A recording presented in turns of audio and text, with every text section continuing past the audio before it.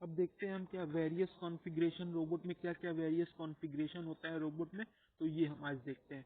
तो इसमें क्या है, पहला क्या है पोलर कॉन्फ़िगरेशन। अब पोलर कॉन्फ़िगरेशन में क्या होता है, हमारा कोई भी कॉन्फ़िगरेशन जो यूज होता है कहाँ, टेलीस्कोपिंग में यूज होता है, और डेट कैन बी रेज्ड, जो रेज्ड हो सकता है या लोअर्ड होता है अबाउट हॉरिजॉन्टल पिवोट। जो हॉरिजॉन्टल पिवोट पे वो क्या हो, लोअर्ड हो, लो पोजीशन हो, और पिवोट जो होता है वो किस पे माउंटेन होता है, रोटेटिंग बेस, जो रोटेटिंग बेस होता है उस पे वो पिवोटेड होता है। और इसमें जो वेरियस ज्वाइंट होता है क्या प्रोवाइड करता है रोबोट को, कैपेबिलिटी प्रोवाइड करता है मूव करने के लिए, स्फेरिकल जो स्पेस होता है उसको मूव करने के लिए, इसीलिए हम क्या इसको बोलते हैं स्फेरिकल कोऑर्डिनेट सिस्टम भी समटाइम इसको हम बोल सकते हैं।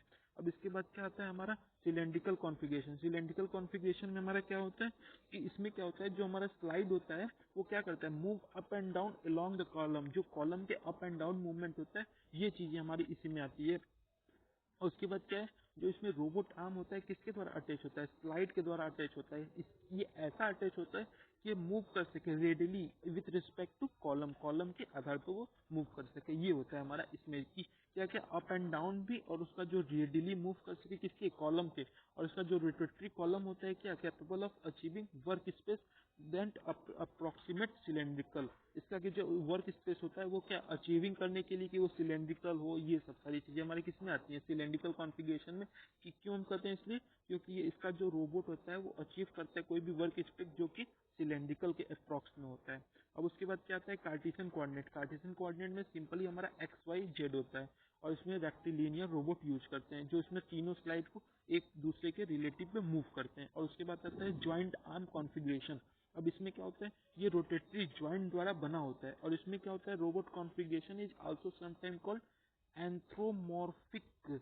इसको क्या याद कर लीजिएगा, एंथ्रोमॉर्फिक भी बोलते हैं। इसमें क्या होता है कि आपका जो एनाटॉमी है वो सिमिलर होता है ह्यूमन आर्म की तरह। तो एक बार रिवाइज कर लेते हैं फिर से। देखिए पहला क्या था हम पढ़े थे यहाँ पे पोलर कॉन्फ़िगरेशन। पोलर कॉन्फ़िगरेशन में हमने क्या पढ़ा था, ये टेलीस्कोपिंग के लिए यूज होता है, और इसका जो पिवोटेड होता है वो माउंटेनेड होता है, जो रोटेटिंग बेस होता है उस पर वो पिवोटेड होता है। इसमें कई सारे कैपेबिलिटी, जैसे रोबोट को कैपेबिलिटी, इसका स्फेरिकल भी इसे स्पेस बोलते हैं, क्योंकि ये जिसका इसका कैपेबल है कि जो उसका पिवोटेड होता है, माउंटेनिंग होता है रोटेटिंग बेस पे, इसलिए हम इसको स्फेरिकल बोलते हैं। अब उसके बाद आता है सिलेंड्रिकल।